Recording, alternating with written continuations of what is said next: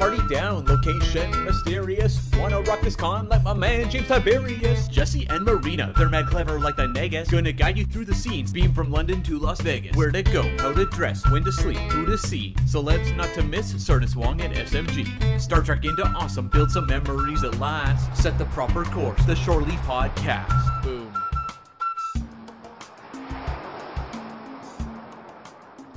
All right, so here we are. As I started saying, we decided to do this sort of like quasi hangout / episode to basically talk about the stuff that's coming up.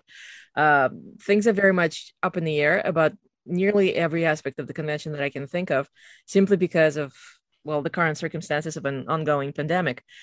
Nevertheless, I'm curious because I know we have a lot of new people coming, and I have to admit that I kind of feel for them, because you kind of get a very strange experience where, it's not like STLV of, years old. And at the same time, we have a lot of vets returning. So I'm curious to know, like, what do you guys think? How we all looking into the future? How we approaching this? What are you doing to prepare? Because as of this recording, we have roughly almost exactly 2 weeks until the 2 weeks until the start of the convention.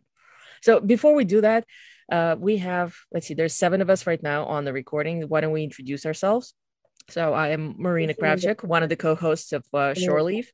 My co-host Jesse is unfortunately unable to join us as he's recovering. Best wishes to him. And on to Heather. Hi, I'm Heather Ray. I used to be a host of Shore Leave, and I'm back to talk about STLV because it's the best thing ever. This is certainly will be an STLV for the ages, is all I could say. Certainly been a very unusual experience, I feel. All right. Yes, why don't you take it away? I am Yesenia. I've been to the convention 5 times. 5 times?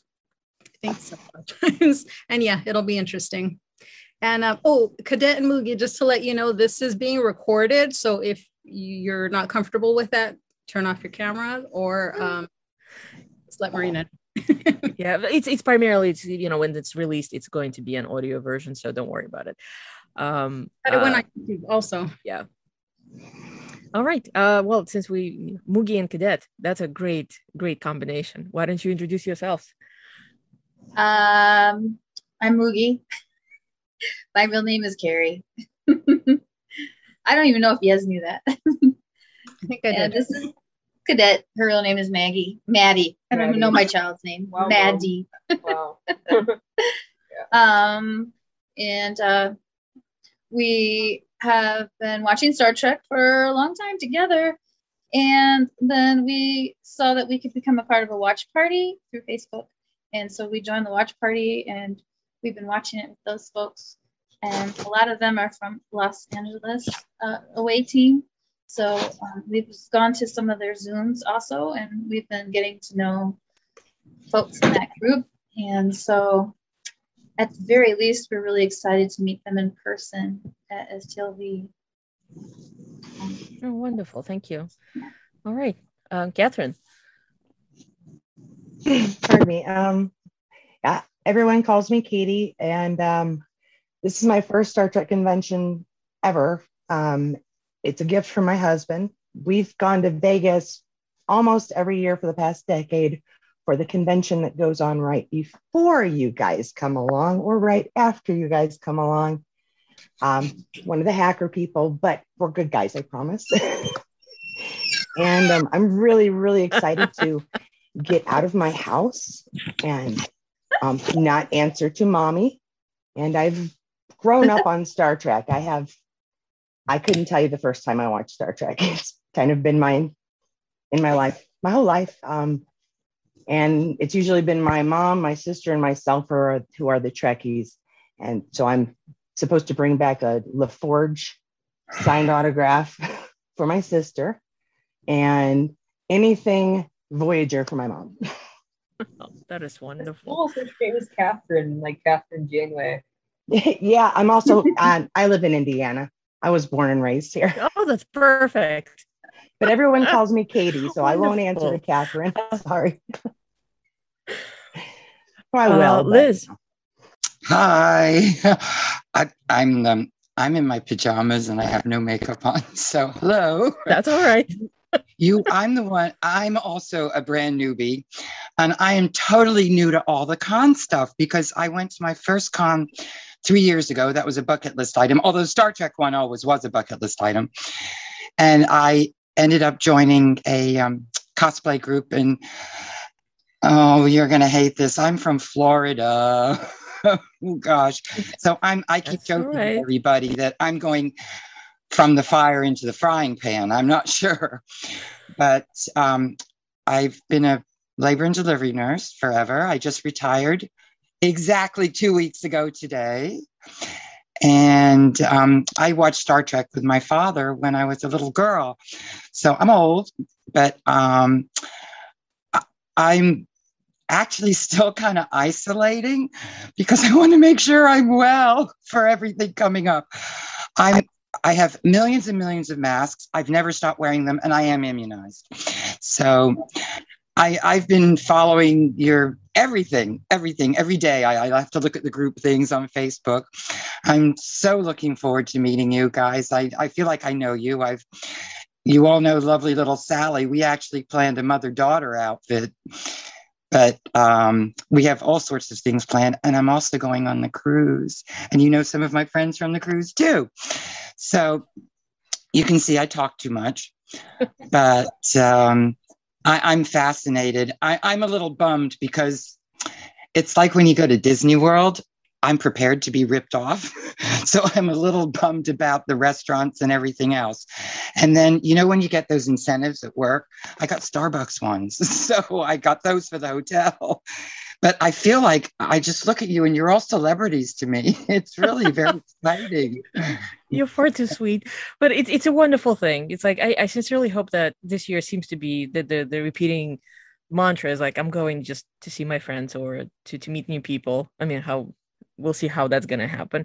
But for the most part, it's sorry. Yeah. But for the most part, I was going to have an affair with with a divorced one from Enterprise, but that won't happen. All right, and then we have Stan, and I do recognize some of the names of the new people, but I do not recognize Stan. So I'd like to know that are we friends through Facebook, or are you just a general listener who came across our invitation? Please introduce yourself. Yeah, so I'm a newbie, first time STLV. So yeah, just gonna join to see if there's any tips for newbies. Mm-hmm. I'm based out of LA and a TNG fan. Right. Are you a member of the Star Trek Experiences group by any chance? Yes. Oh, okay. So we've been trying to kind of keep everyone updated with everything that's been happening. But please feel free if you have any specific questions. There's certainly like whatever cumulative knowledge that we have, we're more than willing to share, even though, as I mentioned in the beginning, at this point, there seems to be like surprises around every corner as we try to plan. And the convention is almost here. We've also been joined by a friend, Homer. Homer, how are you? Introduce yourself, please. Hi. I'm Homer Frizzell, and well, let's see, Marina. The last time I think I saw you in person was on the cruise. Oh so God, yes. A while, and then before that, we saw Kate in a play on Manila Lane, I think it was, and her button came off. I mean, you went and saw that play how many times? 7. 4? 7. Somebody is a big Kate fan. Yeah.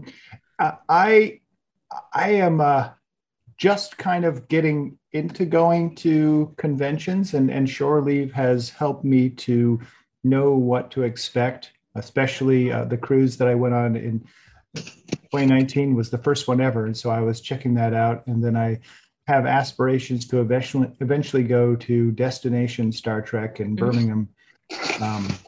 But Marina and Jesse certainly have lots of information. And Marina, I don't know how many conventions you go to, but it seems like it's like 7 or 8 or 10 every single year. At some point, it got to that point of roughly there, like somewhere between 7 to 9, roughly. And of course, the past year and a half have really just changed everything. So we'll see how things will start up. I mean, hopefully some of the conventions, I don't even know how they're going to be doing mixed events or just Right. jump straight into doing in person. And we shall see. I have to say, whenever I have a question about a particular convention or how things will go or what I should do, I go to Marina, and I think I bug the hell out of her.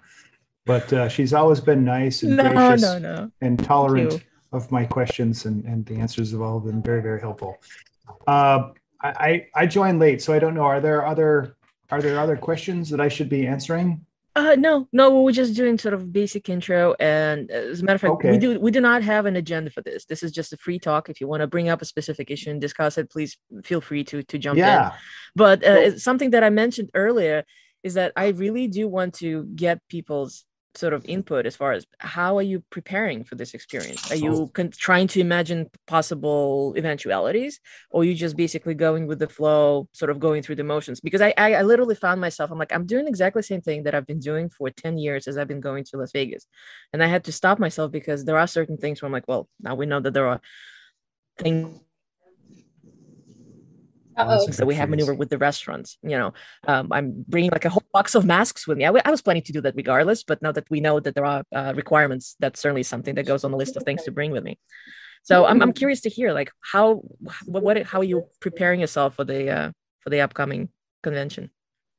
Please, anyone. I can say, well, I have purchased some costumes, and I have ordered some masks. And I'm going with no expectations at all. I figure that's the best. And I'm trying to not listen to hopefully anyone saying, "Oh my God, last year was so much better," or last time. And I think we're gonna love it because we don't have anything to compare it to. So I think we'll be pretty happy about it. Just think it'll be, kind of weird because we have to be careful with COVID and follow all the rules for that. Yeah. It's very valid. As a matter of fact, I'm kind of trying to sort of tune myself to basically approaching it the same way. Like the stuff that happened 2019 and before happened then. Whatever's going to be happening now is going to be a different kind of experience, if you will. Anybody else? Well, yeah, same. I think this has been I've been pinning all my hopes on STLV, and I am in the last few days, I've been trying to like realign my expectations. Like I was already like cognitively, I knew, okay, I'm going to stay away from the crowds as much as possible. I'm planning,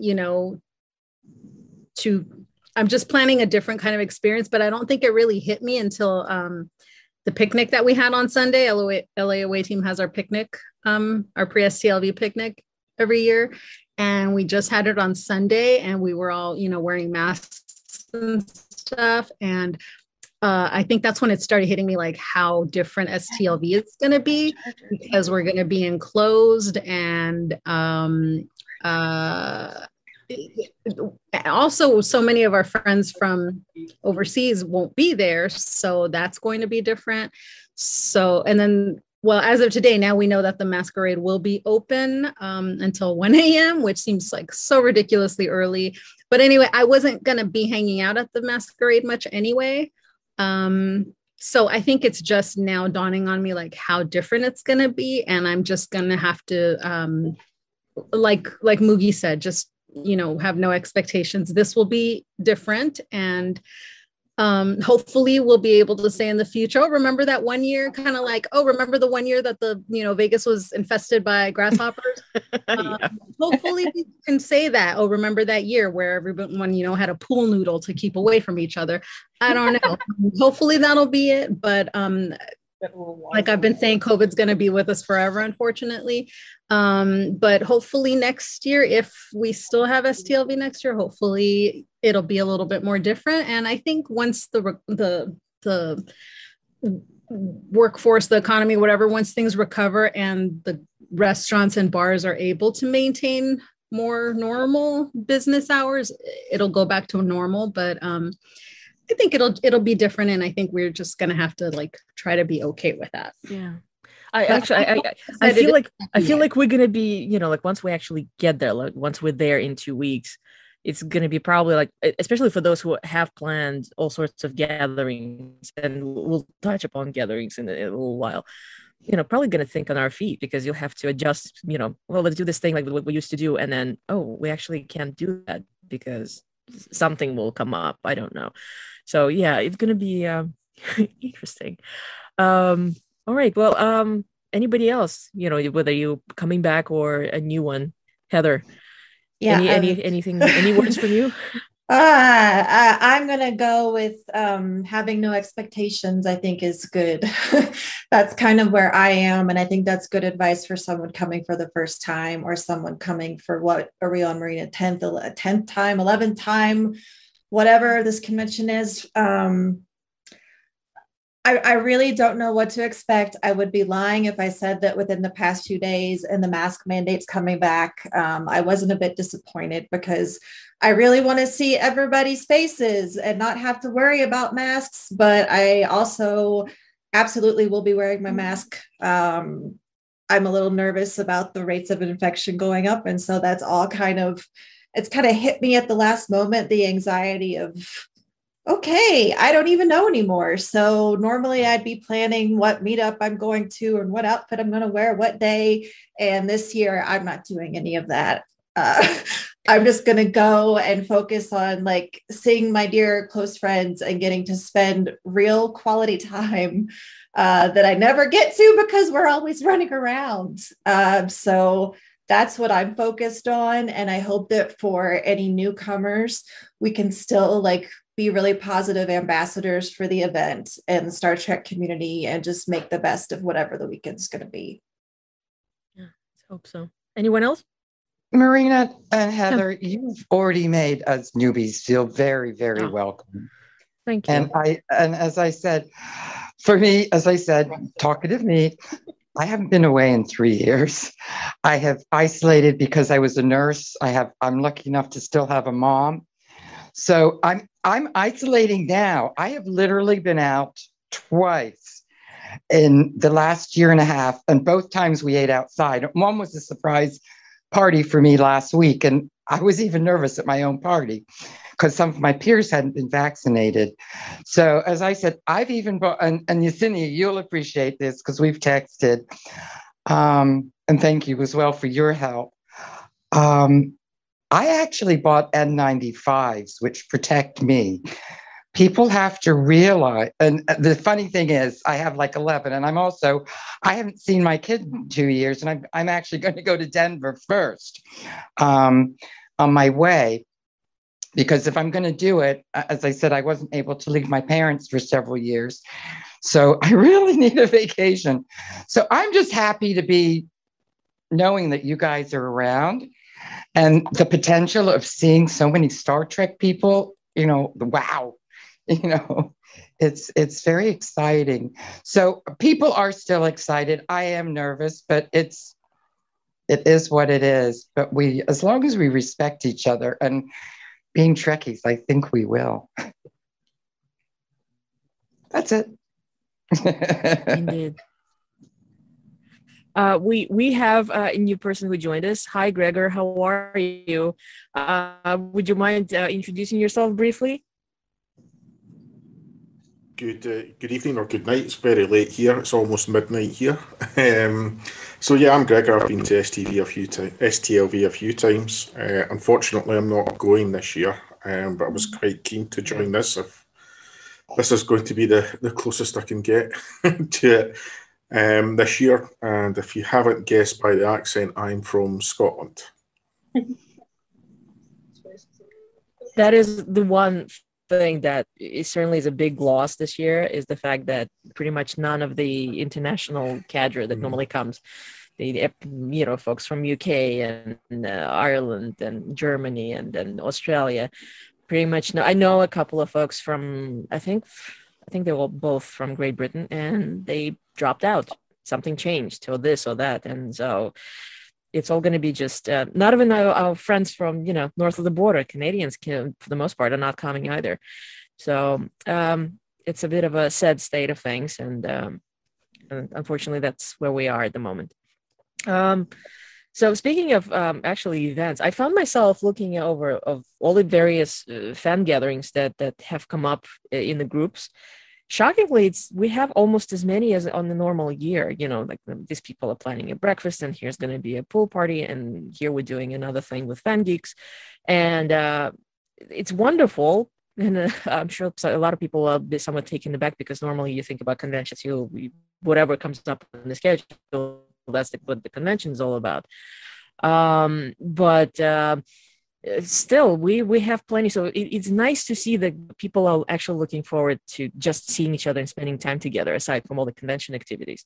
Are you planning on attending anything? If you are aware, of course, of what's going to be happening. And again, just to reiterate, both the Star Trek Experiences group and the USS Rio have the listing of the events that we know of that have been organized by the fans and various fan groups, where it's either like literally just meetups. We're still planning in newbies, even though it's still a question mark whether we will be able to use the iBar. We shall see. So are you planning to stop by any of the stuff that you might be aware of? Well, I'm still going to the strip run and walk on the Tuesday morning. And the breakfast that we usually do for the USS Rio is canceled, unfortunately, which is like right after the walk. And newsflash, I am really considering canceling the Body by Starfleet breakfast just because we won't have a venue. And normally I would try to like call around restaurants and see if we can reserve something, but I'm trying not to add any more projects to myself this year. So I think I'm going to have to end up canceling that, unfortunately. But yeah, there'll still be some meetups that I'm going to. We're still doing the same like group photo meetups, like Body by Starfleet and our Elia Wakey one. And I think the Rio is still on, right? And we're doing meet in the rotunda. I don't know if there's going to be anything for us to take a picture with in the rotunda, but it's a good space to meet up for a photo. And hopefully they'll fix the lighting, because last year the lighting was a little weird. But something, yeah, fan sets party. If you get like, I'm sorry to interrupt. I was going to say that if there is a way to maybe actually reach out to maybe Adam himself and kind of ask about the lighting.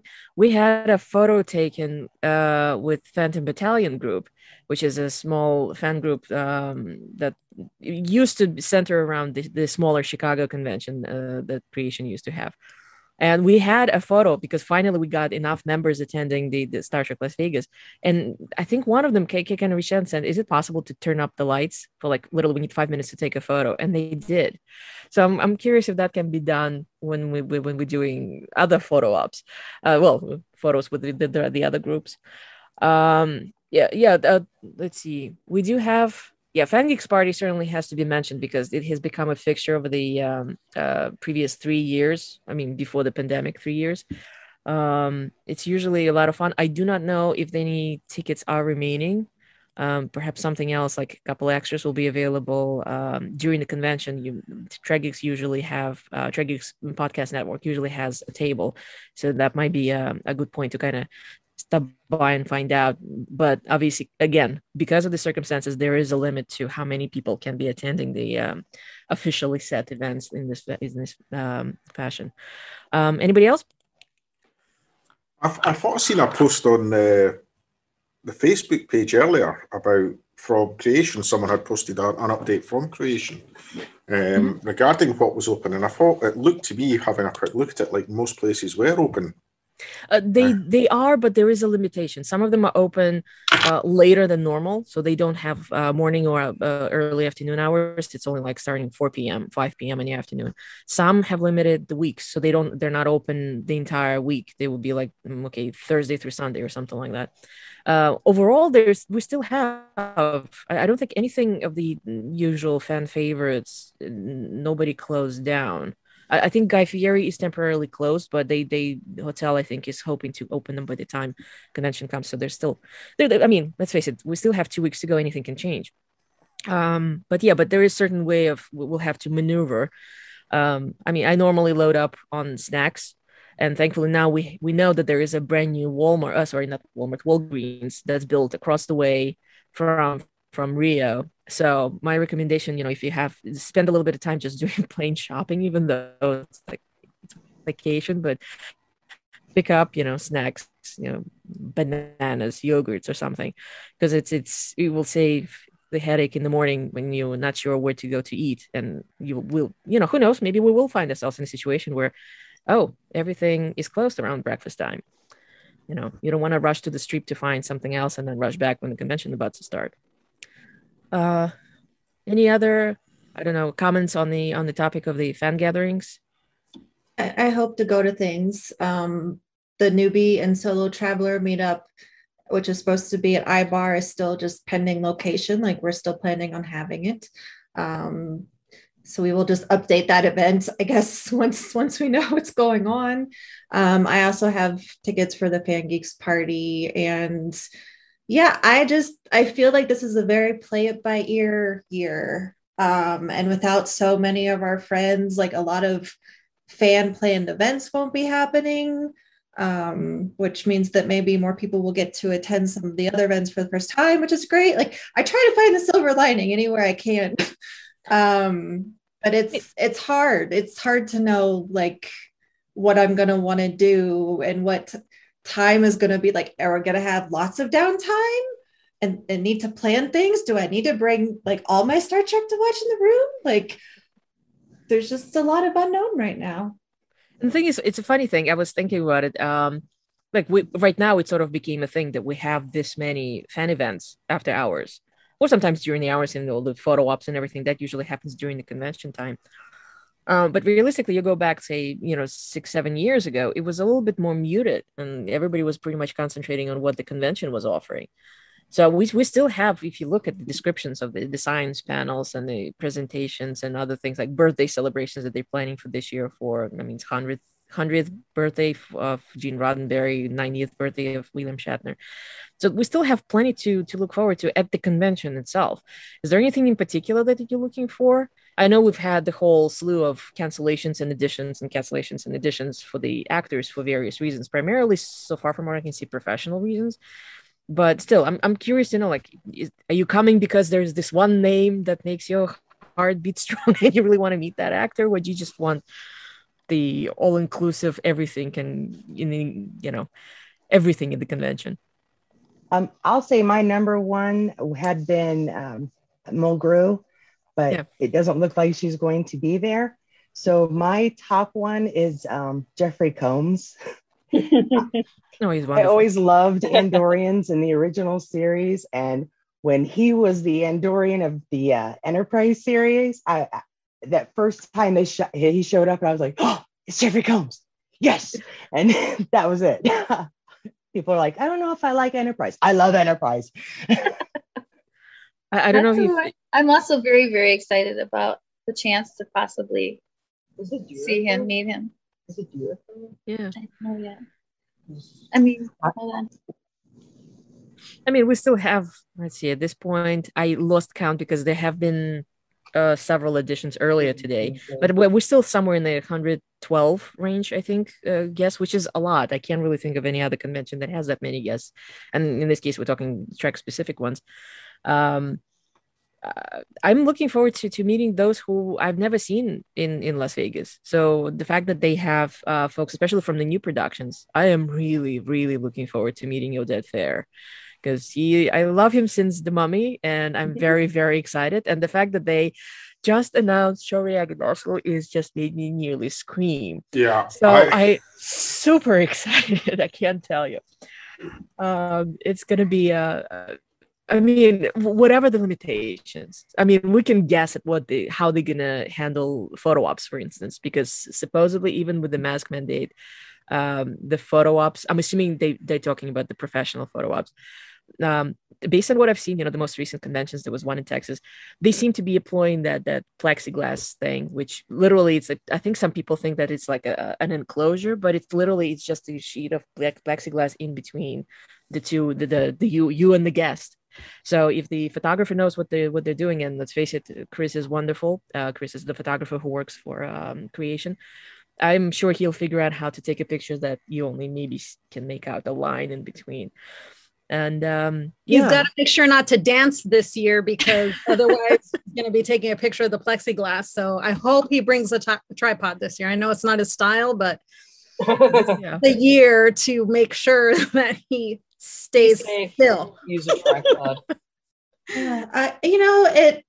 I totally wanted to hug David Ajalo when I get the photo op, but that's not a guarantee no matter what. There are many people that you cannot touch at all. Like we those of us who have been to conventions before have been through this.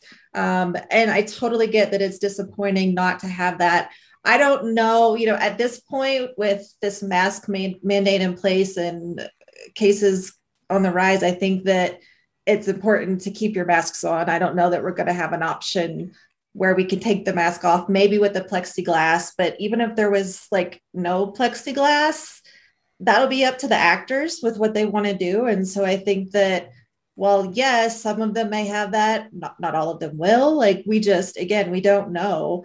And so we can all prepare for the best. And if it's not your wheelhouse, you don't have to get a photo op. Like, and something too, and incidentally, like you mentioned, realistically speaking, very often it doesn't come up. You sort of like you become aware of it as you attend events.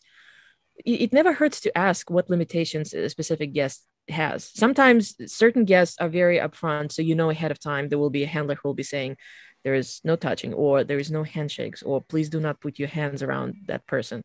And obviously, you have to be respectful of this. But because it kind of got, let's face it, conventions have become sort of like, oh, everybody's going to conventions. Look at all these huge, giant pop culture events that we have in New York and San Diego. And everybody's like, yeah, great. Let me put my hand around you. But that's not, don't assume that you necessarily can just go up to someone who you admire, the actor, and just randomly, I don't know, touch them all over. So I'm sure that we're going to be probably some of the guests who have maybe never attended might have limitations, or well, as a matter of fact, no, they did mention along with the masking that there is a no touching policy this year in Vegas. So yeah, I don't know, when you're greeting your friends, use your elbows or show the LLAP sign, don't touch people. Yeah, I'll admit I'm not a huge fan of hugging, just it feels so weird hugging, but I have to admit, even I struggled with that at the picnic. I automatically started hugging people, and I was like, oh crap, I'm not supposed to be hugging them. Not even so much for them, but for me, and I even forgot. So I think that's gonna be a big struggle. Yeah. Just crushes me. I hope you guys like being hugged, because I want to hug you. Yay! Yes. I know that you can hug me. Side hugs. Hug me. Side hugs. Side hugs. No face-to-face hugs. Side hugs. For my mask, I bought a pronoun pin that's somewhere that has my pronouns, and then I don't have a pin that says I'm vaccinated. But I will be letting people know, and so I know at one point there was talk about having a little pin or having something to show that you've been double vaccinated, so that people might feel safer. But the reality is you still don't really know if you're spreading it. I want to hug people though. Homer's a witness of how the stuff was just happening and it seemed completely unrealistic. But they went, there was this whole thing, elbow bumps and fist bumps and showing it, don't touch. And of course people still did this because it was automatic. At this point nobody really knew what was happening and what to expect with the virus until we came back to the port and the world ended. Yeah, the interaction varied on the cruise, from just a little like this to the elbow bump, and then I did this wine tasting with Roxanne Dawson, I think it was, and I talked to her husband about how he wooed her and the wine that he bought. And I think it was like $100 bottle of wine, and we actually ended up shaking hands. And she's like, "You shook his hand?" I was like, and he's like, "Whoops." But so I think that as Yaz was saying, this is probably, hopefully, a once in a lifetime unique experience. And it may be weird for us as we're going through it, but it's going to be something that we can look back on and say, remember that time? Yeah. So I'm looking forward to seeing everyone that's going to be there. I am fully vaccinated.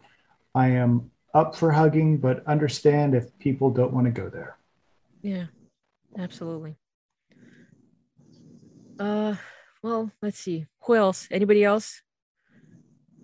Liz, anybody in specific that you're looking forward to meeting, or just Oh, the Enterprise boys, and they just made them a combination picture, and I ended up with 5 pictures on the same day. So I'm hoping to change it. And again, through your group, I was able to get advice on how to do that, which was what I figured.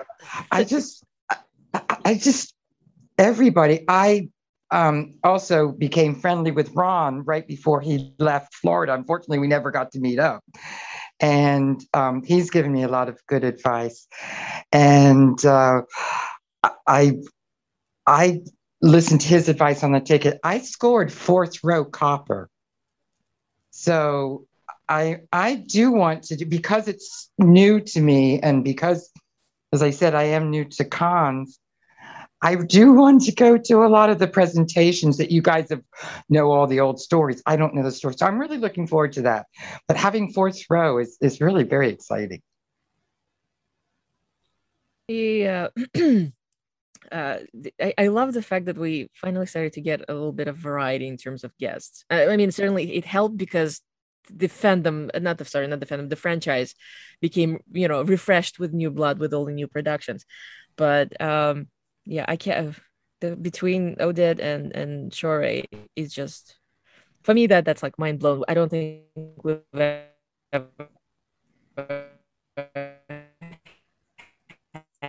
had that kind. I mean, we've had big stars show up every once in a while. I mean, the headliner among the headliners. But I'm glad to see that we're getting more of similar. My apologies if I was breaking up. For some reason, my connection is unstable.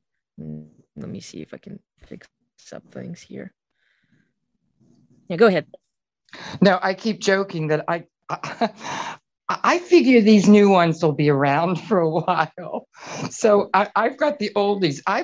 Oh yes, I've actually made a cosplay to match James Darren. I mean, I'm doing Lola, and hopefully you guys will crack up. I'm doing an Enterprise alternate universe that Too Old to Look. So I'm actually more focused on the older shows because, as I said, I'm an old lady. Because I was a night nurse for so many years and I didn't have a DVR, I actually only started watching like Next Generation and all this like 3-4 years ago.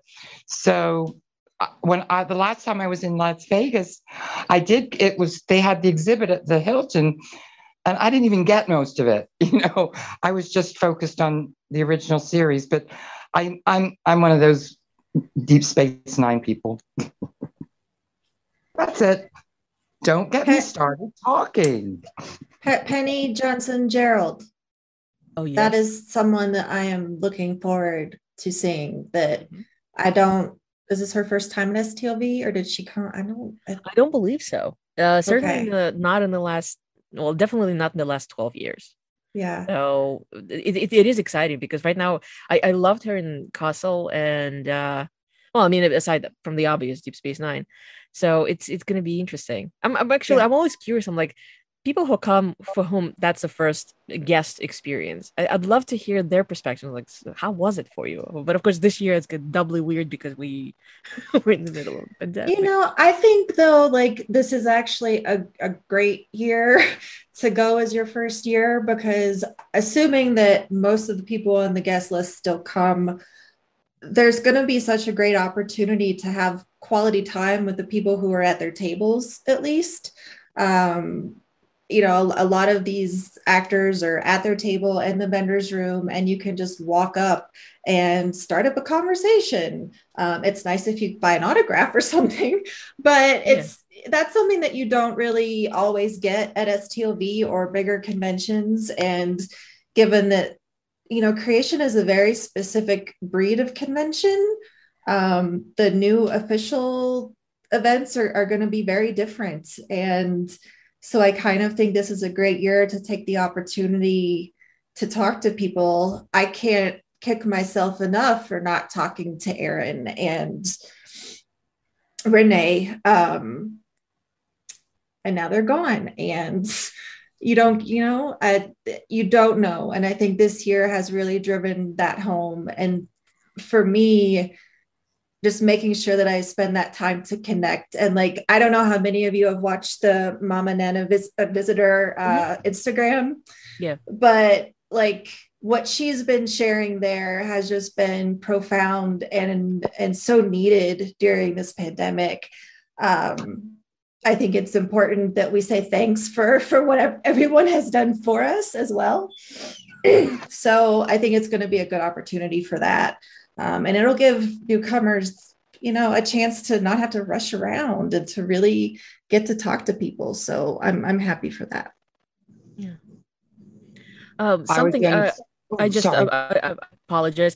No, there's actually something that Liz, you said, and then it hit my mind, and then only just now came back. You mentioned about having 5 photo ops. So for those who do not know, thankfully there's only one photo room. So if you have multiple photo ops in one day, you will not have a conflict between photo ops because they're literally going to be, it's not staggered, it's not happening at the same time. You come out of the door having taken one, and you can just go around if you have the next one scheduled right after it. But thankfully it's just one photo op room, unlike at a Comic-Con when you have anywhere from 3 to 5 to maybe even more. So I just wanted to kind of mention that because in case someone is not aware, they don't really describe it, but at least with photo ops, you do not get conflicts. Other things, yes, unfortunately, but with photo ops, you're safe. I'm sorry, Lisa, I interrupted you. Go ahead. No, I was going to say thank you. I'm really interested. I mean, as I said, and we talked about it little on the group about, I'm not real impressed with Reed Pop. And they made, the first con I went to was SuperCon it was in Fort Lauderdale that year. And again, you could kind of walk up to people and I was, and I didn't know about the selfie thing and whatever. So we had booked pictures with them. But with Reed Pop, everybody had to stand in these long lines, and it was really yucko poo because, I was lucky enough that I did have a picture with Mr. Frakes, and who put his arm around me and said I had a devilish grin. But it was very. We were running around like idiots, and I made the mistake of having some high-heeled shoes with my cosplay. So I missed things just because I was wearing the wrong shoes. So I just love the idea that you have reserved seating for things like newbies like me would like. And I love what you guys, as I said, I just feel like I know you all already. I may have little things for all of you also. Oh, you're far too kind. Thank you. No, but a good thing to talk about. Another tip that pretty much everybody I think I know who has ever gone to a convention, any convention, they will tell you two things: is that comfortable shoes and remembering to drink water, because you get too busy running between I'm gonna do the autograph, and then there's that panel I want to pick out. New friends, let's go check out the vendor room, and you forget to drink, you forget to eat. Some people forget their medications. Try not to do that. I mean, write it down if anything. Just put a reminder on your phone. Take a take a gulp of water or something. Yeah.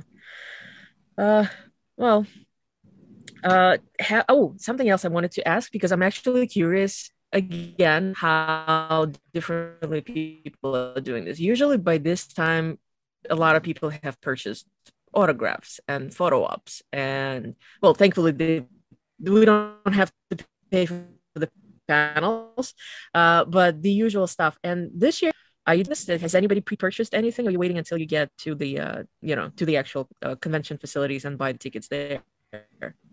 I haven't purchased anything yet. I was tempted to buy photo ops ahead of time, but I didn't really know if I needed to do that or if I could wait. I had let's see, I think I pre-purchased Kelsey Grammer, because that was this was still 2019 and they just announced him. and there certainly seemed to be, oh great, we have another interesting star coming. So I just went for it, even though you have that service fee that you technically can save, especially on photo ops, seeing that photo ops just go first come first serve once they announce that this is the line forming for the photo ops. For the autographs, it certainly makes sense to buy earlier, but in this year, same thing. We've had plenty of cancellations, and it also kind of feels like, well, I'm gonna buy the tickets and then I'll get there, and who knows, things gonna get different, things gonna get canceled. Is the star coming? So I found myself, actually, I have a list of things that I want. Well, I'm sorry to say things. I have the list of the guests who I'd like to see, to either get the autograph or have a photo op. But I'm putting it until the last moment, when I'll get there the night of the pre-registration. I think I'm gonna get the tickets then. Yeah, I don't think most photo ops sell out, right? Because they go so quickly. Yeah, I think you're safe to wait. The only time I would say buy a photo op in advance is if it's like a cast photo, which I don't think there are any this year. No. Like, when they did the big Voyager cast photo, which I'm still kicking myself for not, getting that one in time. But for the most part, I don't think any of the photo ops are going to sell out. Yeah. Because they go so quickly and they want to maximize how much money they make. So I think you're safe to wait, because I anticipate there's going to be a lot of people trying to exchange tickets the days like during the con. And that I think there's usually only one or two people working the photo op ticket area, right? So I think it might be a little crazy. So I think you're fine if you wait until like you get there, and if depending on your ticket tier, if you're able to go to the preview night on Tuesday night, you can buy them then, I think, or just go early in the morning and buy them. But it might be safest to just wait, to not have to deal with exchanging things and then fighting with them, because who knows, creation, once they have your money, they don't like to give it back. So I would just wait. I think you're safe. So we'll be there on Wednesday. Does that matter? Change anything? I mean, no, I think you'll be fine. Right. You should be fine. Yeah, as far as photo ops, you should be just fine.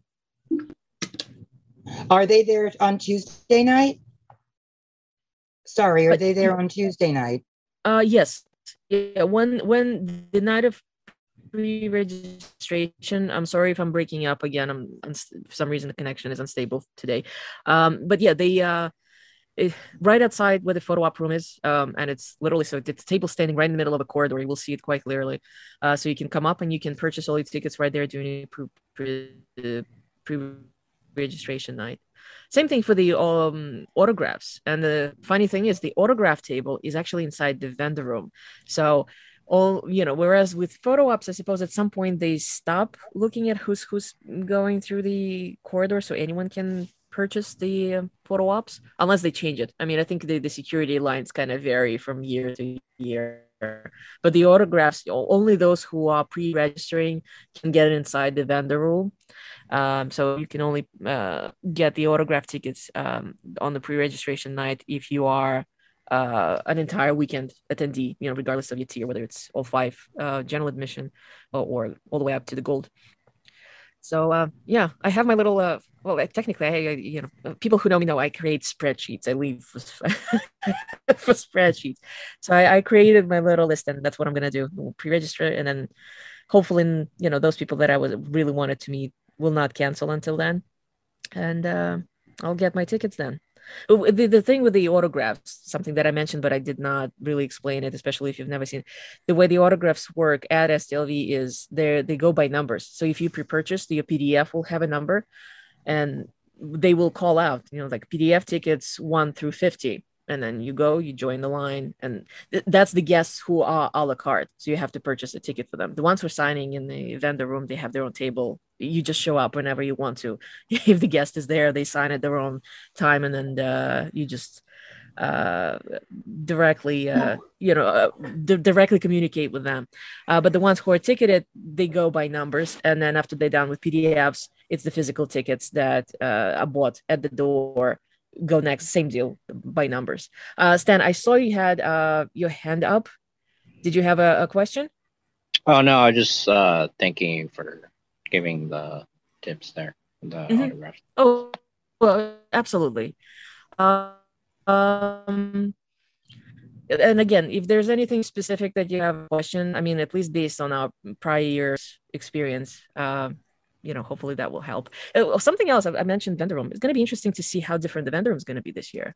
I mean, between the limitations of who can actually come, because of the whole, how many people can travel. But there's also the fact that the convention is no longer a licensed event, if you will. So there is a little bit more leeway of who you can invite, because before, to my knowledge, a lot of the vendors had to be vetted through CBS. So now that step is not there, I'm wondering if they will have extra, if there will be people who perhaps have nothing to do with Star Trek. But then again, we normally have some vendors who are just selling general sci-fi/fantasy stuff. It doesn't have to be Trek specific. So that's another point of interest, what they're going to do with the vendor room.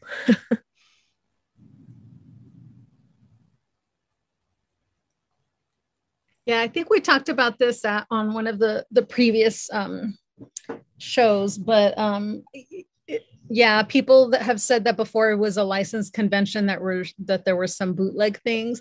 I kind of wish our favorite eBay seller of uniforms would have a presence there, because I mean, they would sell so much there. Unfortunately, no, I don't think that they can make it over here, or have somebody, that they authorized to sell for them. But that would have been amazing to have those uniforms there, because I'm sure there are a lot of people that aren't, in the groups and aren't listening, unfortunately don't listen to Shore Leave, that are new and show up thinking, oh, I'll just buy a costume at the convention, not realizing that there aren't that many. Even Anovos doesn't have much to sell, like, at the convention. So that would have been amazing.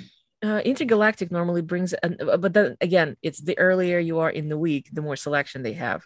But Intergalactic booth normally has, I don't know, 30, 40 costumes that they bring with them, maybe more. And of course, it varies. It can be any color, the original series, TNG, Enterprise. And then once it's gone because they only bring that much. Anovos is as we all know, the high quality, but unfortunately, my recommendation is not to pre-order at this point, because the chances are you will not be receiving your order for a long, long time. Generally speaking, those who think that they're, it's easy to buy a uniform right there in the vendor room, that's generally not exactly the case. But as far as this particular seller, I don't think I've ever seen people who do basically custom stuff online ever appear at any convention, even Comic-Cons. I think that's a purely like the offshoot of online fandom. You just go and buy stuff on Etsy or on eBay. Although it would have been probably interesting to meet them, because they certainly, yeah. I wish that's what the vendors room was. I wish it was like Etsy for Star Trek, and that's hopefully what we might get. I love fan created stuff, whether it's fan art, or like Mickey stuff at her booth. Again, like I don't know what to expect. I hope to be pleasantly surprised. I think that that Trek Unlimited that is making the plate with Tom Locarno with Paris on it is going to be there. Sorry, I went down a mind rabbit hole for a minute, because those plates are amazing. If you haven't seen them, I think it's trekunlimited.com or something. So I think there's going to be some new faces. I think it took creation some time to confirm people's booths. So I hope that they don't leave anyone hanging and unable to come because they weren't notified in time. But I don't know. Hopefully no, what was it? Cell phone batteries or something weird. Cell phone cases, chargers, the 1 year, the 50th. Yeah, that was a very strange vendor. Hopefully they will not come. I don't want stuff that isn't related to Star Trek or science fiction. I don't mind other actors from different franchises. I mean, this event is going to probably go back to what it used to be, which was more like that. And I don't mind that at all. Like, I like meeting different people and I like purchasing different merchandise, but I'd like it to be like, I don't want to break out of the world. It's like the Disney spell, except for, Star Trek sci-fi. So, unless they're cell phone chargers from the future, I'm good. Yeah, transporters. We need transporters. Somebody invented and sell it at the convention. Oh, another thing that I have my little note here. I was wondering, well, as far as travel is concerned, like actually getting to the convention. Well, we know that Gregory cannot come, obviously, but I'm curious, like, how far is everyone traveling, and are you worried? Are you planning for anything specific for your travel? I'll chime in again, only because I just traveled last week to South Florida to see my family, to take our final family vacation. And I got there fine. Coming back, my flights were rescheduled multiple times. I had an early morning flight. I'm coming from Denver, so just a quick flight to Las Vegas. I don't anticipate many issues, but I do think it is wise to keep in mind that flights are understaffed right now. There's a lot going on, and either getting there or getting back, you can be delayed. Overall, we're going to a Star Trek convention. Yay! Let's remember to be happy and try not to let that stuff get to you if it happens. Very likely, but knock on wood, nobody ends up with horrific travel stories. But if you do, it's just another chapter in your STLV 2021 memory book. Yeah, anything can happen. I am flying in from the East Coast, so that it's roughly a 5-hour flight. I generally, same thing. I don't anticipate any issues because we do have a lot of flights coming from Jersey. Well, just generally this New York metro area towards Las Vegas. So if anything, I'm sure things will work out. But I don't know. Again, I'm packing all my masks. I was contemplating actually getting a face shield, but then I decided probably a little bit too much. So if anything, I'll double mask during the flight. It's not too much, Marina. Get your face shield, at least for the flight. I got, I don't know if your sister knows about these, but stoggles, they're kind of like, they're comfortable kind of goggles because they wrap around the side a little bit, but they don't like compress your face, but they're very comfortable. And so some of us have been using those at work just to like for the non-COVID patients, just for general like safety. But yeah, I purchased some stoggles and I will be wearing them at the convention because all it takes is one sneeze or one loud talker in your eyeball and there you go. So I don't think that it's overkill to get a face shield or stoggles. This is a great year to bring your Gorn mask or your Mugato mask, Captain Kirk mask, any kind of those masks. And like for the people that don't even want to socialize, you can just stay away, like put on your mask and you don't have to be around people. I honestly, again, the only reason I'm going to this convention this year is because I want to see you guys. I miss my Star Trek family vacation with blood family, very stressful. STLV vacation. I will go and stay in my room. And like Yesenia said, like just sleep, like catching up on the rest, resting in your room, not being at work, not being with kids or with pets. That will be relaxing enough. And the rest is the cherry on top. Yeah. You know what? I was thinking about this, and so it's my sister and I are going together again, and it just so happens that our mother is also traveling, but she's doing other things. She's not going to the convention. And we were thinking, like, well, what are we gonna do in terms of like, well, obviously there's a convention hours where we're doing stuff, but should we plan something? After 10 years, we've seen most of the attractions, not most of the shows, but plenty of shows that it's enough. And we decided to take the same thing. Let's relax. If we see something come up that it's like, why don't we go and check this out again? We might do it, but otherwise it's going to be very, very laid back trip. Unlike previous years where we'll be like, we arrive on Monday and it's a nonstop movement. Go see this and check out that and this gallery and that museum and so on and so forth. Um, for those who've never been to Vegas, or if you've been but you've never actually done, there are a lot of like little things. And I was checking out at least last week. Most of the things were open and available in the sense that, for instance, there's an aquarium in Mandalay Bay that you can go to, which it's not a small little thing that you think of when you think about an aquarium. It's a giant, like literally at some point you're walking through, you're the one inside, the fish is looking at you. There's time entry, or for a little bit more money, any time entry, but it's all open. It's available. You can go there, Tigers and Dolphins at the Mirage, or Madame Tussauds at the Venetian. So there are, if you're coming earlier, certainly, maybe do one other thing other than the convention before the convention hours start. Could be a nice, part of the trip. After all, you're in Las Vegas. There are other things to be doing besides gambling and I don't know, sitting by the pool, I suppose. I do have a question about that. Well, we scheduled to see Blue Man Group the night of the fan geeks party, and we have poncho seats, so I'm looking forward to that. But my question is, we have been considering about going on one of those desert tours. It takes up a lot of time getting up and going there and coming back. And I'm wondering if I would regret it, if I would miss things that I need to do or see during the same time that one of those tours would be at. Is it during one of the days that the convention is on, or is it before the convention starts? Because it says we're coming in on Wednesday, so. Oh yeah, that's right. You know what? It's a possibility. The thing is that we don't know what the schedule is going to look like. Sometimes you have very full days when you go into the main theater at 10 o'clock in the morning and come out at 4 o'clock in the afternoon. There have been days like that.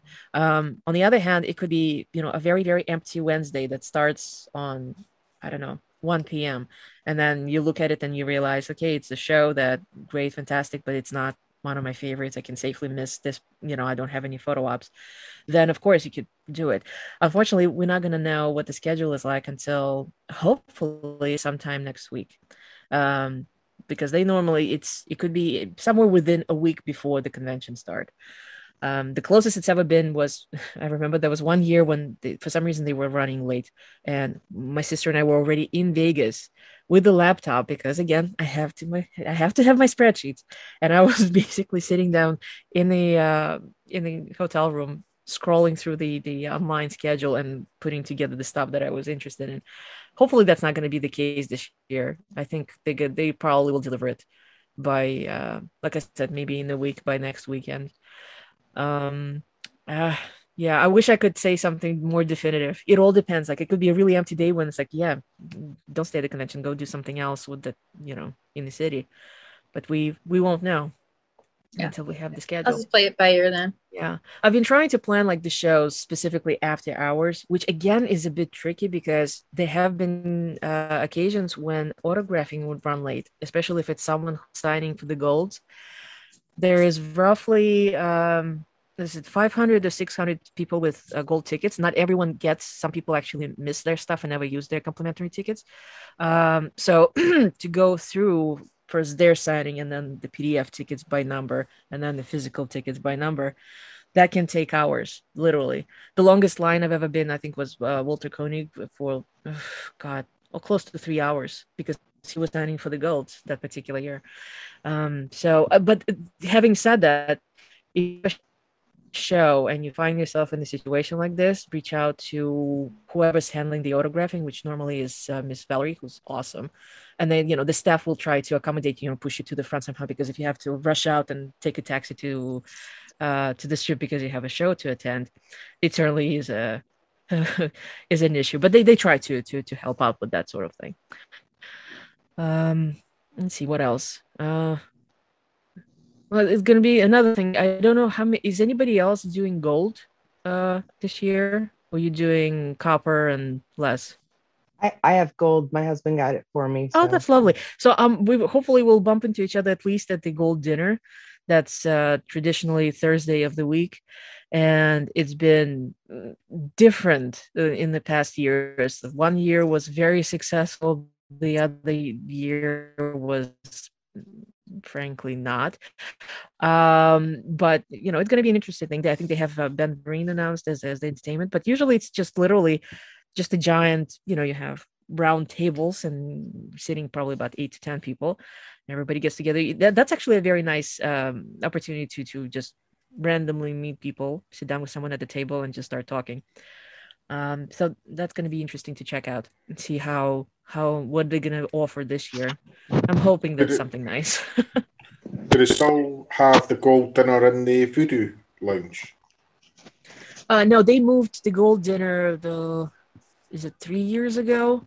Because it used to be in Voodoo, but unfortunately they could never sit everyone. So it became an issue where you have people coming in and they literally just standing in the middle, you know, pardon the expression, eating like horses standing up. So they changed it to where they would rearrange the main theater. They would close off a half of it, put giant round table so everybody at least can comfortably sit down. I know a lot of people were not too happy about it because it certainly loses the ambience. It's no, you no longer, you know, all the way up on the 51st floor where you can see the strip and everything. It's very different, a little bit more mundane. But at the same time, you do have the comfort of actually having a seat and calmly going up and picking out stuff in the buffet, sitting down and having a hopefully nice meal. It's not a thing I would ever go to while it's on the 50th floor. No danger you're getting me up there. But it's a very nice view, I have to say. You know, you can actually walk outside on the roof, and it was 1 year when Caesars was celebrating an anniversary, and they did fireworks on. It was not the gold dinner; it was Captain's, when the Captains still had a dinner. Unfortunately, they took it out as one of the perks, and so those people got treated with quite a view because they walked out on the roof and they watched this giant fireworks going across the way at the Caesars Palace. I'm afraid of heights too, Gregor, but I went up there a couple of years for Sean Mooney's parties, and you're kind of in the middle. If you stay in the middle, you're fine, and it is a fantastic view, and it's nice to be out in the open. You know, I'm not going to say the cool air because it's hot air, but very hot air, it's fresh air, and yeah, the view is spectacular. And just don't go down by the railing and look over, because that would be frightening. But yeah, the view is spectacular up there.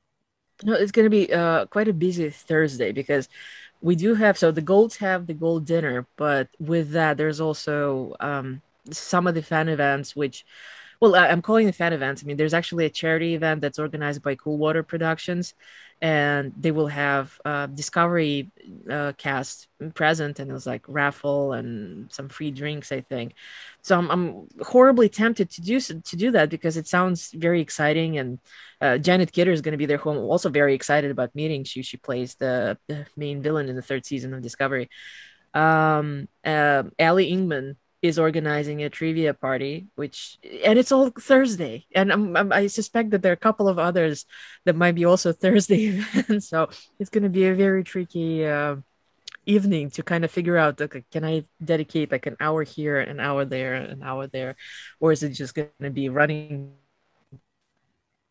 crazy between all three? So yeah. Did somebody wanted to say something? Because I got a strange noise, like somebody was saying something and then it disappeared. This is my computer again. Apologies. Is anyone looking forward to the Roddenberrys?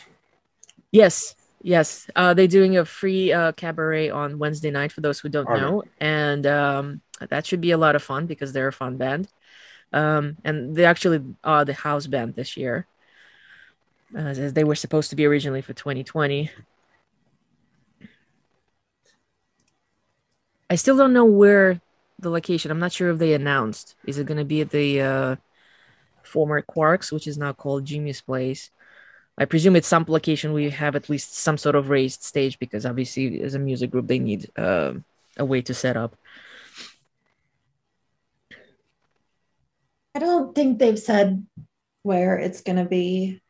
There's a lot that, again, I just don't know.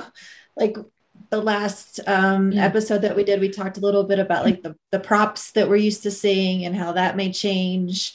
And it seemed like Adam said oh, they'll be there, and we know that they're doing the photo op on the bridge and the photo op at 10 forward. So will there be a transporter pad? Like, what's that going to look like? Will there be something in the rotunda? Like, I'm just looking to be pleasantly surprised by that this year. I was very happy to see that we still have the 10 forward and original bridge photos. It just so happens that I've never had actually a photo op on any one of them. So I'm considering maybe I should do something before. Yeah. Not so much before, but just generally, like, it's time. Yeah, that's the one thing I've never actually done at STLV. We got Shatner on the bridge. Sarah and I got Shatner on the bridge a few years ago. And also that year, on the Sunday night when everything sort of finished around about 5, 6 o'clock, we took a walk all the way down to where the bridge is, that room at the end of the convention centre, and there was nobody there stopping you going into the room. Wow. So we were in there for about 20 minutes, half an hour, just all our attendees were coming in, and everyone was just pretending to fly the Enterprise and have the picture taken, basically. Yeah. Yeah, under normal circumstances, there is someone who kind of keeps track, so you can come in, take a look, take pictures of the bridge or take pictures of the 10 forward stand. Obviously, it's not the entire 10 forward. It's literally just, you take a picture. It's just the bar in 10 forward. But if you want to have a picture of yourself or with the guest, that's obviously something that you have to pay money for. But that's certainly, it's very tempting. Yeah, we also have the Leonard Nimoy gallery. Oh, yes, that is very exciting because I don't think we've ever had anything like that before. No, and I don't know much about it, sadly, but I'm pretty excited, and I'm glad that we're going to have an exhibition of some sort. Is this an exhibition of his photography work? Yeah, let me go back and get the specific details for it so that I sound like I know what I'm talking about. Let's see. Of course, I think they posted it some time ago, and for some reason I even forgot to post about it in the group because I thought that I already saw this, and then they made an announcement that we will have a photography exhibition, which I'm still trying to find. Like, they're still, as far as we know, planning karaoke and. Yeah, well, there are quite a few special events between. I mean, Mary's doing the yoga and yoga. I want to do that. Yeah, well, she does that regularly during the cruise. It's very popular. I heard, and it sounds like so much fun. I can't find. Yeah, I'm scrolling simultaneously. So just generally at the very bottom of the page or something. Could be because it was literally just added. But just generally, check out the special events section on the website. There's the D&D, the disco D&D, with Noah, Mary, Mary Chifo, Anthony, and Blue, and that sounds kind of fun. You have a whole bunch of podcasts presenting and bigger ones like Inglorious Experts. I wonder if there it is. So it's literally a selection from some of his very well known, because I've heard about these shows. So it's from Shekina to Secret Self series, some of his other works, and they basically mentioned that a lot of his photography has been exhibited in various museums. And so they're sending in this selection to, as they say, it's a must-see. It is. He was an incredible photographer. Yes. And what's more, they even they gave the link because, all of this stuff is still... pardon me. You can go to leonardnimoyphotography.com and actually purchase some of it. You can also sometimes something. Sorry, we were talking over each other. I was talking over you there. I know that Danny sometimes sends or sells some things at shoplllap.com as well. So that's a good place to find cool things like that. You don't know if she will be in Vegas this year? I don't think so. Yeah. I don't. I haven't. We were going to catch up, and then, life happened, and that didn't. So yeah. For those who don't know, that's Danielle Schwartz, who happens to be the actual grandchild of Leonard Nimoy. That's a reference to his offer of like pretty much everyone reaching out and saying, I would like you to be my honorary grandfather. So we're all honorary grandchildren of Leonard Nimoy, but she's the actual one. Yeah. I don't know. I'm trying to think of like something else that's different besides the whole convention. Well, we have. Let's see. Well, we've had selections of science panels before. That's always great fun. I don't know. I suppose the fact that 100th birthday anniversary of Gene Roddenberry. I'm curious to see what exactly is that going to be. Some sort of documentary that they will show? Is that going to be just generally people who had known him, worked with him, maybe doing some sort of presentation? Unfortunately, Richard Arnold is no longer with us, and he would have been perfect for that sort of thing. Yeah, I would just, I don't know. We'll find out and then we'll tell you all about it. Or Marina and Jesse will tell you all about it. Post STLV. Something that is something that traditionally happens, and not only at STLV, but at every convention, that we will definitely have the costume contest. So I'm curious, is anybody entering, or are you just going to be watching? I can't wait to watch it. Yeah, it's some of the stuff you won't believe it, and it's very how do I put this? Because obviously, dress up, enjoy yourself, whatever you want to cosplay is, go for it. The costume contest is a little bit more specific and strict, if you will. So for instance, store-bought costumes would not work. They actually precisely, they ask, did you make it yourself? What did you make? How did you do it? So there's a whole process. Those people who enter the contest actually have to spend some time during prejudging when they go through everyone who entered and figure out, the complexity and all the intricate information about the costume before you actually go on stage and get judged by.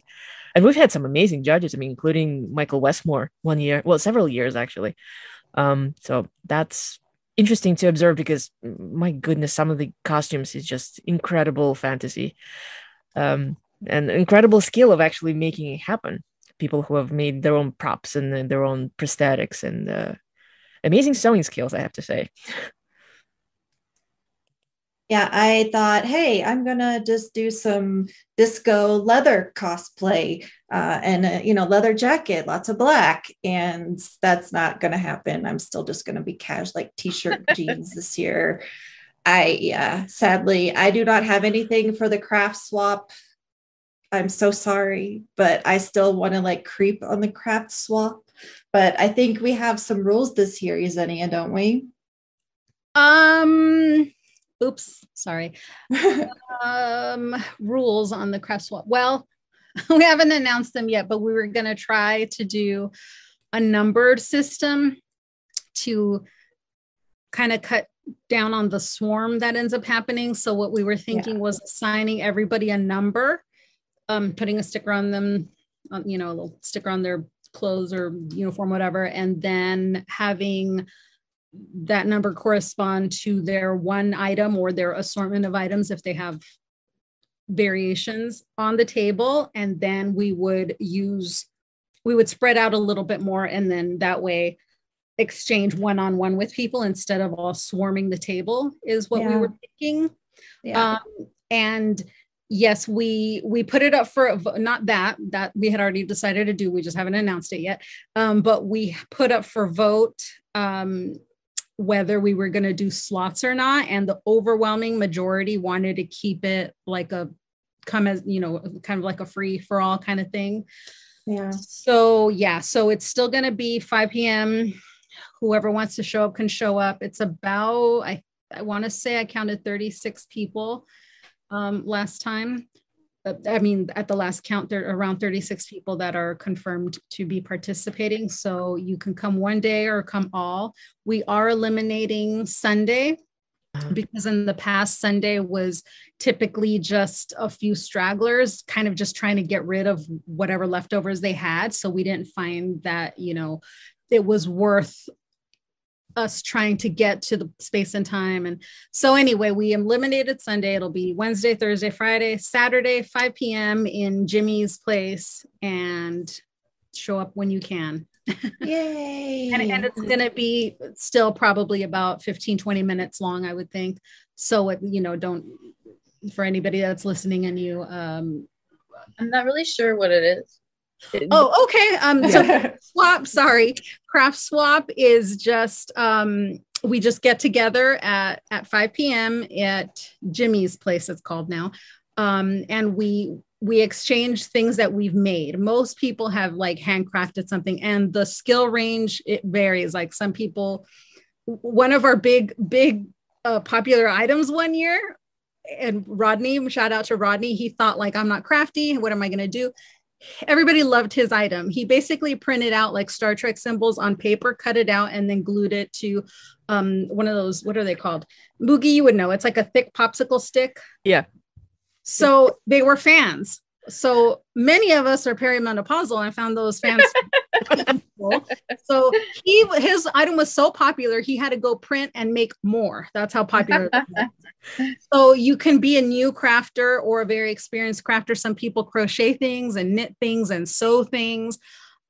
So basically, whatever your level of skill is, you're welcome to come. No one is obligated to swap with each other. Like some people only swap for a particular franchise or a particular character or a particular item. So that's part of the free for all. Is you're welcome to say no, thank you if you don't want to swap with someone, and that's fine. Everyone is okay with that. So we have a wide range of skill level, and you just meet. And now it's been likened to Black Friday, because what we would do before is just put down all our items on the table, and then you would have about 40 people just swarming the table and reaching and grabbing and stuff. And there is like some getting to know aspect of it, like, oh, who made this? And then you meet up with that person and start talking about the item. So it's really fun, but it was a little overwhelming for some people because it was it really was like Black Friday. So that's why we're trying to break that up a little bit by hopefully implementing this numbered system, and we'll see how it works. We'll ask for feedback after, but so you're welcome to join. It's called STLV Craft Swap, and there are some screening questions, like most of our groups, but everyone is welcome to join, and it's 5 p.m. every day except for the Sunday. And I'm not particularly crafty. I usually have wristbands made and with like something clever printed on them. So I actually, for last year, and I was done in February because I wanted to bring some with me to the cruise, because there were a couple of people coming from STLV who knew about craft swap. So they transplanted the idea to the cruise, which was incredibly successful. I'm sure next year we'll see another craft swap on the cruise as well. But I prepared, it was supposed to be the big celebration for Voyager, 25th anniversary. So I had like a whole bag of the wristbands saying 25th anniversary of Voyager, and I still have it.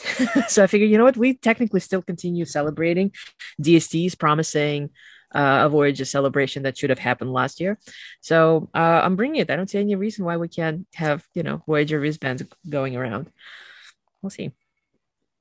Yeah, and the majority of things are handcrafted things, or any kind of hybrid. But yeah, there are a few people like Marina who bring very awesome things that they've ordered, like custom wristbands, stickers, nail decals, like nail decals. They're so that is an option too.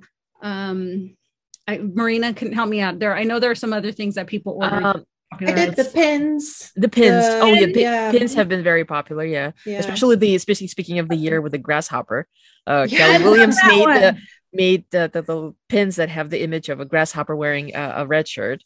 And it says 2019, STLV 2019. So that was very popular. But yeah, we've had out of the pre-made, I think that's the norm, I think, between the wristbands and the pins. Everything else tends to have some sort of handmade soaps, that sort of stuff. Yep. Yeah. There's and in the group there we have examples, we have photos of and even a very long list of things that people have made in the past. So there's something. And Mugi, like, I'm sure you're crafty being a kindergarten teacher, so you're welcome to join. No, okay.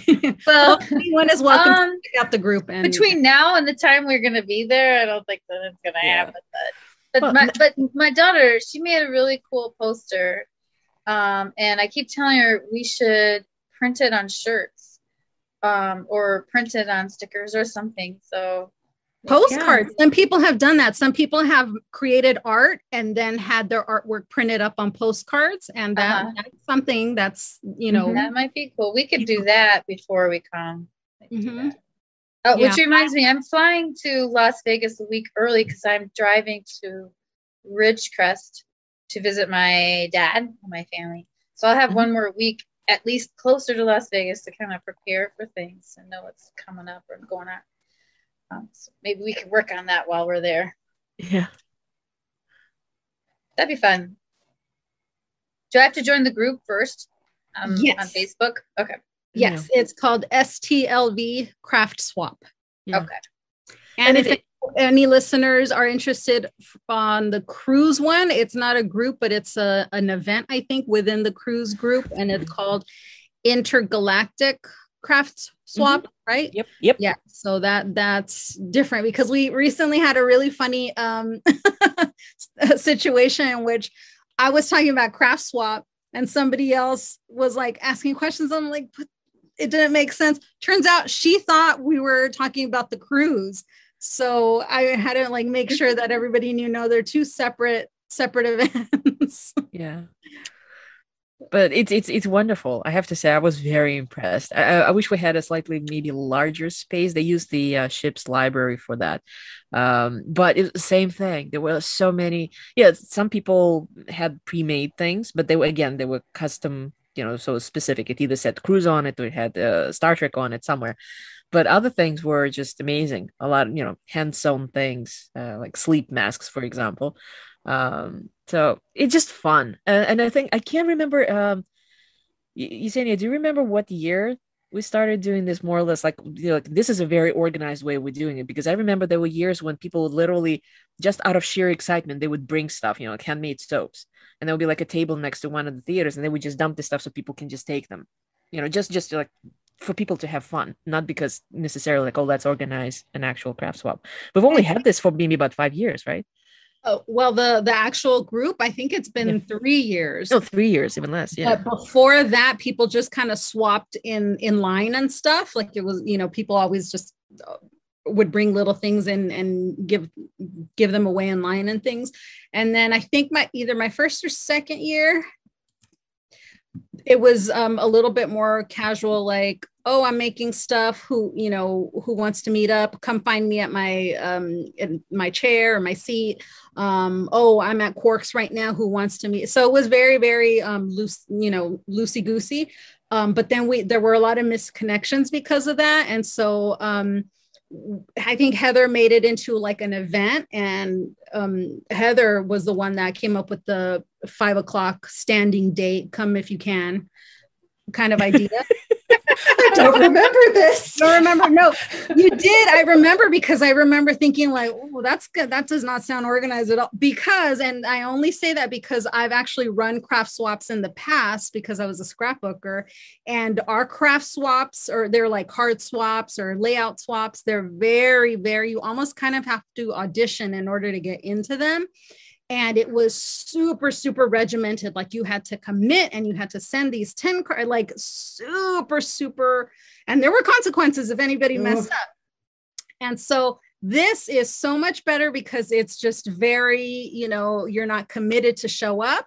You can go if you have time, or if you're sitting in a panel that's like really good, you can go ahead and skip craft swap. No one's gonna, miss out or whatever. And so thank you, Heather, for coming up with that idea, because it works well. Like, of course you can't please everybody, but at least this way, we're there on vacation. Like, and yeah, I'm good at organizing and I'm good at running things, but it's also my vacation. So anything I can do to make it less a job is fine by me. So so far everybody's pretty much liked this standing date kind of situation, and I think it's worked out pretty well. Well, I appreciate that you have taken it over, because I think I can admit now, however many years, 10, 11 years into STLV, that yes, I do a lot of things and I do too much, that I take on more than I can handle. And it's something that I've thought about and that I am so grateful for more fans and more people coming to the conventions, more people wanting to organize things, because it often falls to, certain people to organize stuff. And it's not easy to do that. And there's my dogs. So yeah, special shout out to everyone who is organizing a fan event for all that hard work. I'm putting myself on mute. Yeah, I agree with Heather, because I know like my first year, it seemed like Heather was planning everything that was, fan based, which is great. Thank you. But it also like set the tone for other people. Like, it doesn't have to be the same people constantly organizing things. If anybody, is good, like Eric, for example, he's like super good at, keeping things organized, and he's a runner and decided to start the what's it called? The strip run. Strip run. And, the strip run. Yeah. And he was not, and he was actually okay. This started off as a joke between the two of us about me not running except to a bus or away from zombies. And now look, now he's allowed us walkers to, join in on his event. And, there are some logistics to work out and stuff, but that's another thing that if he hadn't have said, hey, let me do this thing that I like, and let me open it up to other people and see who else likes to, do that thing. And then it becomes like, honestly, it's like one of my favorite events at STLV, is because it's just nice to walk the strip and get to know people that way. And we're not rushing anywhere. I mean, it's not like a casual walk either, but it's a great way for people to get to know each other on day one, especially if people are new. It's just nice to be able to see a friendly face for the rest of the week. And if it wasn't for, Eric expressing that desire to run the strip, like we would not have had the event that we have now. And so, and hopefully, like you say, this inspires other people to like think of other things that they might want to enjoy and reach out and see if anybody else wants to do that too. I can only imagine what other kind of events are going to be out there in the future, Yeah, it's like a golden age of conventions and Trek conventions now.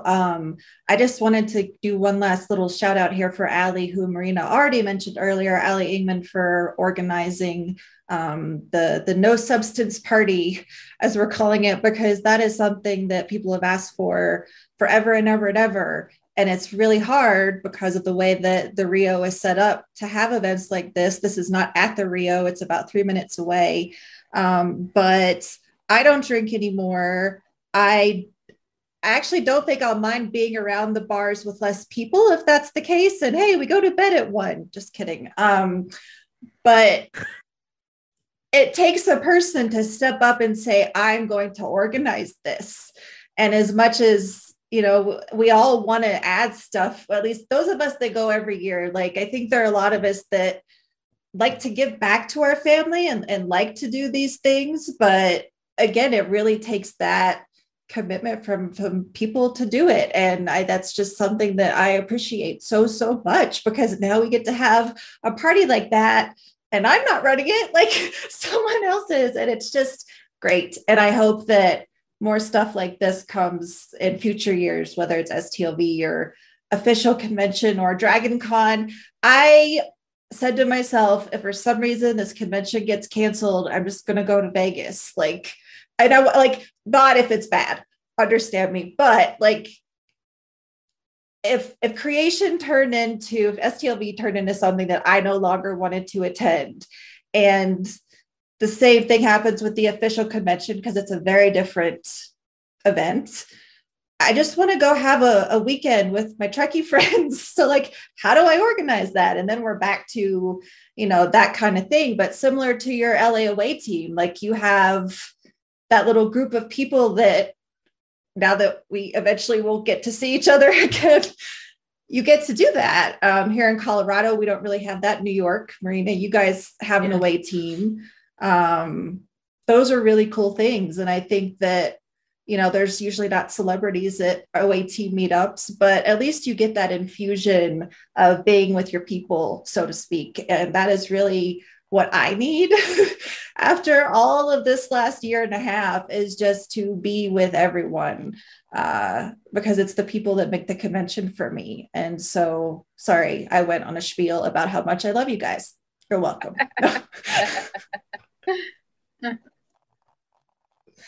It's going to be wonderful. I can't wait to see everyone. I'm sure it's at some point it's going to be a little bit weird at first because it's almost like, did I forget how to people? I've been sitting and working from home for a year and a half, but still, Yeah. It'll be interesting. I just sorry to interrupt. I just saw an internet meme recently where somebody said like it's amazing how a year, more than a year, changes. Like you make actually relationship that work via this sort of screen to screen, and then it's like know somebody else's fairly intimately, and then you've never actually seen their legs. Oh wow, you're taller than I thought you were. Or wow, you're shorter than I thought you were. Yeah. That's me, Moogie and Cadet. I'm very short. But you can probably tell that by my personality. Yeah, no. One year we did a like convention etiquette episode, and I think this is a good year to remind everybody that we've all been through this pandemic, but we are peopling together, many for the first time in a big event. I have a lot of anxiety that surrounds all of it. And so even when we're there, we might find ourselves in difficult moments, having to go like peace out in our room or whatnot. And so I just remind everybody to just be kind to each other and supportive, and don't take things personally. If someone seems irritated or upset, just keep going in the other direction. There's the last thing we need is, people getting upset at each other at this great event. And so I think it's just really important to remind everyone I feel like a mom, to be on their best Trek behavior. That's ridiculous. But you know what I mean? Just be nice to everybody, be kind. We've all been through a really, really difficult time. And even going to this event is a little scary. So patience, kindness, gratitude, all those good things. That's all I got. Yeah.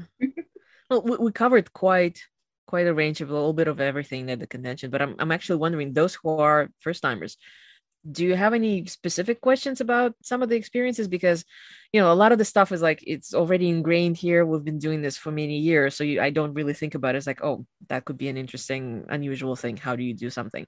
And again, it's only based on prior year's experience.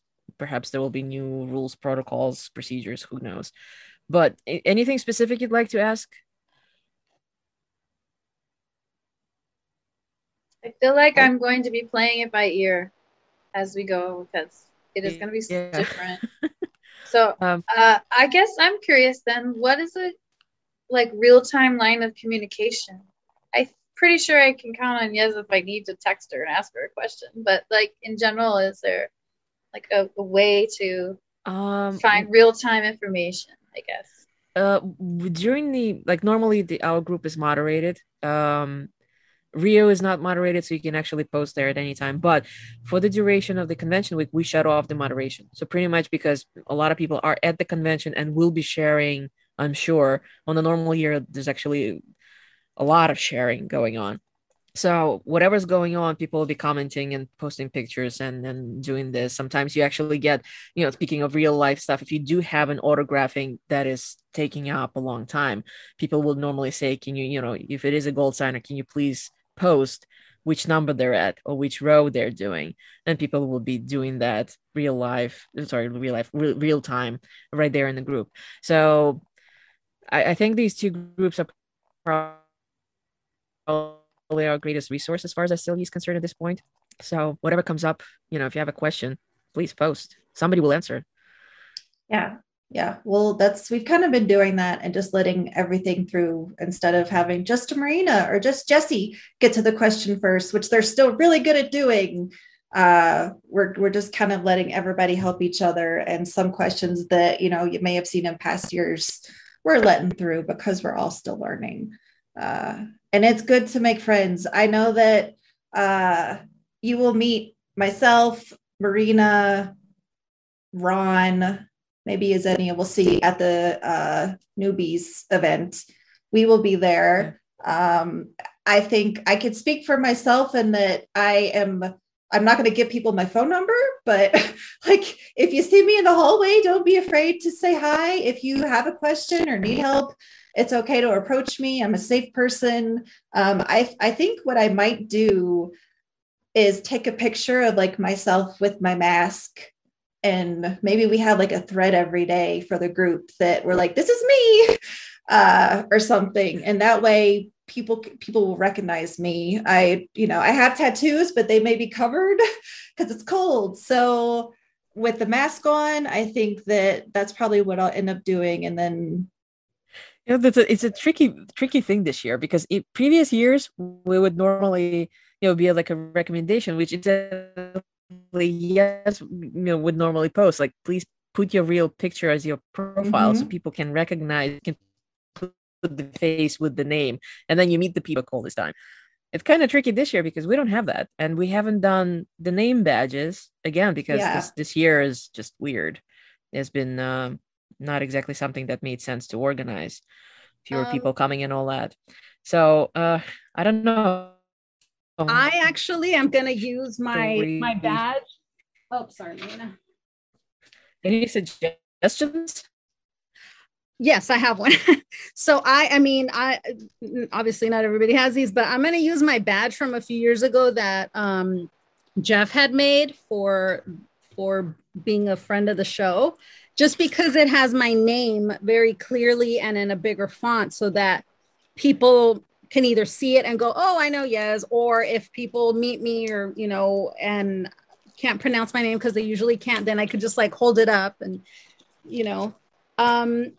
I know that that's not going to happen in the group this year, and that's fine. But if people want, I think it would be helpful to print out their name. Or we had the one year where we were like, where, some of us had the like sticky name badges, but they fell off. Like mine is still on Jesse's uniform in his closet, he said.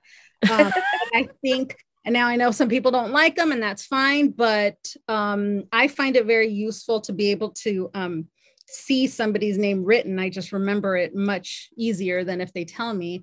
So that might be an option. This isn't junior high. You're not going to get kicked in the butt if you make yourself a name badge. Do it. If you want to, make it easier for people to remember who you are, why not?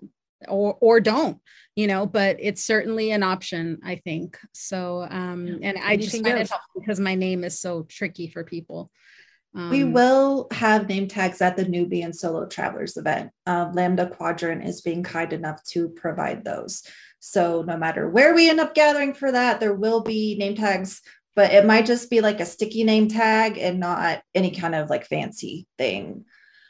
So there is that, but yeah, we hope that in the future we can do name tags again. That's a good idea. Although, okay, anyway, sorry.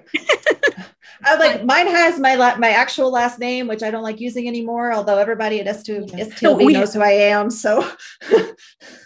Heather, I'm the same way. I used to be very, very open, but after this last year and so many nuts, I see where you're coming from now. So I have made up like monikers for myself everywhere now. Yep. But yeah, I think any way to kind of help people know who you are, if you want to be recognizable or known, is good. But I like to put out there for our group, at least, that if you see us, we are generally very approachable. Don't be scared just because we're with somebody, but be mindful of, what we're doing, just like you would anybody. Don't come up and interrupt the big conversation or something. But you will find friends. Definitely at the newbies and solo travelers, you will run into people in lines throughout the weekend. And I really encourage people to, I know it's so very, very hard sometimes to be the person who initiates a conversation. And I try to be that person when I can be, but it helps for everybody to try, because that's the best way to ensure that you're going to meet people.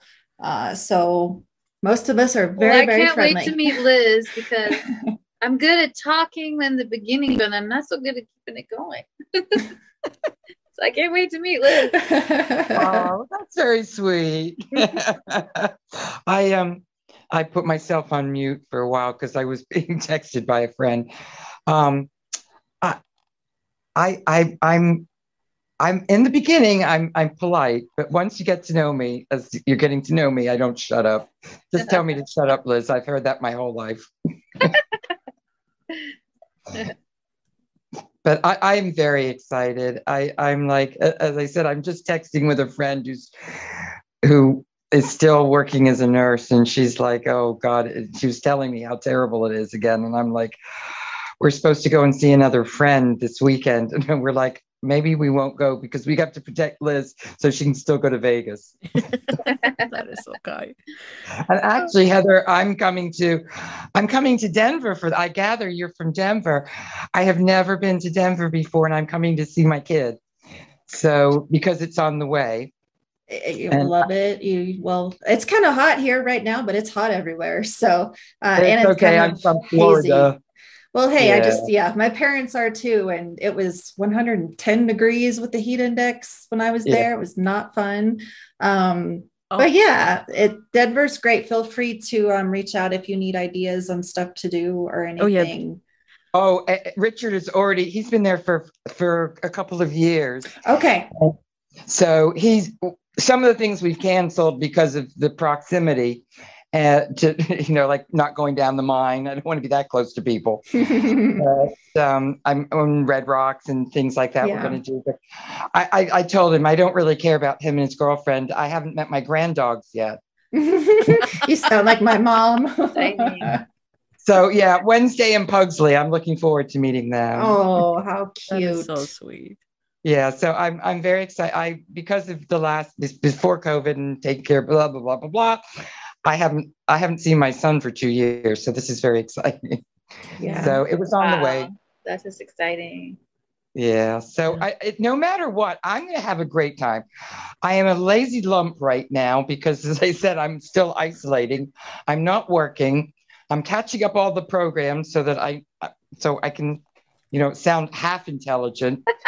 And it's like, as I said, I have literally been in a restaurant twice in the last year and a half. And so I'm very excited. And as I said, I have N95s. I have about 30 masks. One must always accessorize appropriately. I have a feeling that Yes has quite a lot of masks that are going to be perfect for STLV. Yeah. Yeah, I like I said, I didn't, I was using like these medical grade masks even to go to the post office this past year because I was super paranoid. But so I don't have all the fabric masks, or at least I didn't before, all the fabric masks that everybody else had. And yeah, I didn't have any Trek ones. So I went on Etsy for the last like few weeks and just ordered a bunch. And there's somebody that they're like on clearance. Somebody was selling them for $2.50. So I bought all the ones she had. And I may still, put them over my medical grade ones, but I was going to wear the masks regardless of any mandates, just because that's what I feel comfortable with. But I'm going to make them fun. I'm going to, got to have some fun, got to show your Trekdom off, especially at the Star Trek convention. So yeah, absolutely. I'm glad that the mask mandate is back. I feel a little bit safer about that. Of course, it's not foolproof, especially, given the variety of quality of masks, but something's better than nothing. So, yeah. Actually, who makes the cutest masks is Melissa. I have 7 of her masks. Yeah. And her matching totes.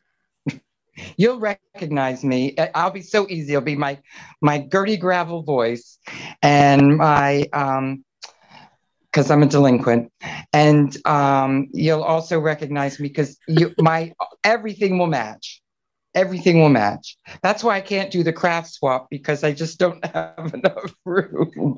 And I also have presents for my son and family our matching pajamas and things like that. So, I like for the the matching. dogs too. So it's good because I'll have space to bring things home. Yeah. So sorry, who makes the mask? You said, is it Melissa Longo or who? Yeah. Yes. Yeah. Oh. She does some. She does some wonderful things. Her stuff is gorgeous and she's so sweet. The first time I ordered a mask from her and a bag, she sent me a second mask. And I felt like kind of funny, but through Ryan and I I messaged them both and said, I'm not a creepy person, but thank you. I want to thank Melissa. So I follow her now. And then I ordered 7 more. I have them in every color. Because I bought most of my masks from Etsy. Some people have given me Star Trek masks as presents. And there was another company. I try and do everything that I can through Etsy or personal businesses. All right. We actually starting to no, so some of the people starting to drop off. Simply, I mean, we're already at nearly 2 hours at this point.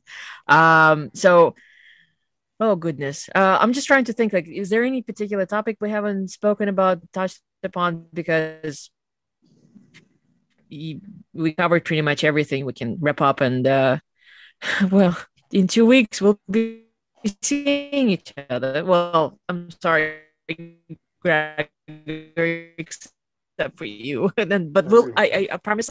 I guess that's it. Any last? Well, I'm going to be keeping a very close eye on Facebook for it all. I'm obviously sorry I can't be there. I'm going to miss not running around with my camera as well. I do like to take pictures of people and the good cosplayers that are there. So, but yeah, I really hope you all enjoy it, guys. Yeah.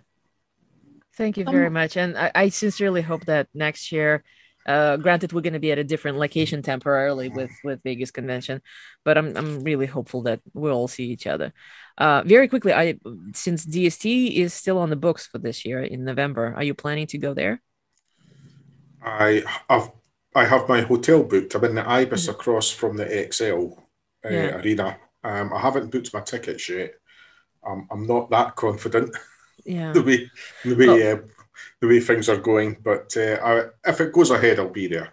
Okay, well, hopefully, if things, do not get worse and things go as planned. So hopefully, I will see you at least there because my tickets got transferred to this year.